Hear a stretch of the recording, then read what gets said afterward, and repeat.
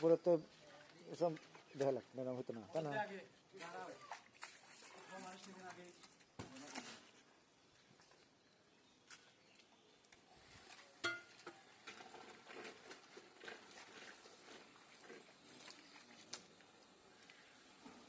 আমি মনে হচ্ছে কুইয়ের মতো জম্বা ওঠে সম্ভব উঠতেছে।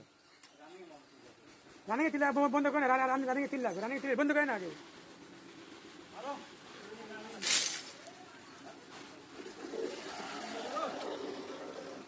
কালকে ওর কাজের মধ্যে ঢুকে যায় না? যাই তো